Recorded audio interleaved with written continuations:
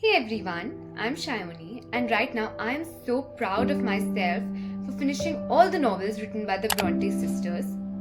So here's the gist of what they've written about. Heads up, this is going to be a long-ish sort of video, so save it for later if you wish to. Let's start with the most popular of the three sisters, Charlotte Bronte. She's written 4 novels: Jane Eyre, Shirley, The Professor, and Villette. Her writing is atmospheric, gothic, and most of her protagonists are either teachers or governesses, something which is borrowed from her own life. Except in Shirley, which is about class struggle between workers and their masters. And Shirley, the titular protagonist, is very different from Charlotte Bronte's other heroines. Unlike the others, she doesn't pine away over men. She's interested in business, she wants to be a businesswoman, and she's a naturally born leader. Charlotte Bronte's heroines are otherwise very similar. They're all very prim and proper and have an immovable moral compass, and they kind of adhere to the expectation of society or what a woman should be like. And her portrayal of Catholics is also very politically incorrect. She talks about them as if they were dirty and beneath Protestants, and while some have argued that this kind of reflects the anti-Catholic sentiments of the time, the way she has written about it felt like it was reflecting her own prejudice. And honestly, when you see your favorite authors writing about a community like this, it's kind of sad. Next is Emily Bronte, who has written only one novel in her entire life, which is Wuthering, and it's my favorite novel. The atmosphere is super gothic, right from the way she describes the moors, to the society, to the house, to everything that's around. It feels very eerie and secluded. And honestly, I would call her the ultimate queen of goth.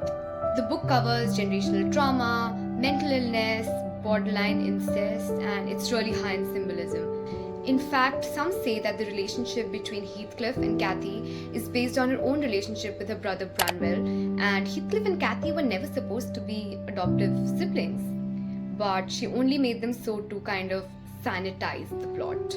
It's an epic piece of work, and the writing is really amazing. And finally, the third sister, Anne Bronte. She's the least popular of the Bronte sisters, but I feel she's the most superior in terms of the feminist ideology that she followed and her writing. She's written 2 novels, Agnes, the first one. It's about a governess who eventually opens her own school, and the book kind of showcases the plight and the trauma that governesses went through, very different from the rosy and romantic picture that Charlotte Bronte painted in her novels.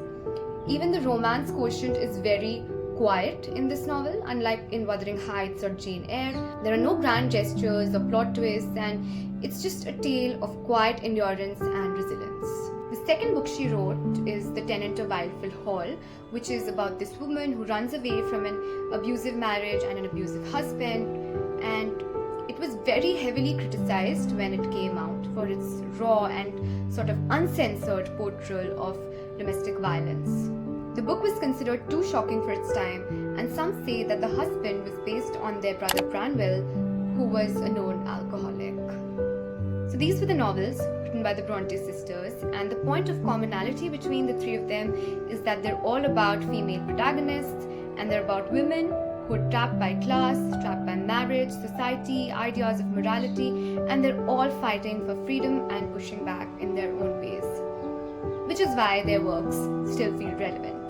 So if you haven't read their books yet, now is the time, and you can head to the description where I've mentioned all the titles written by each of them.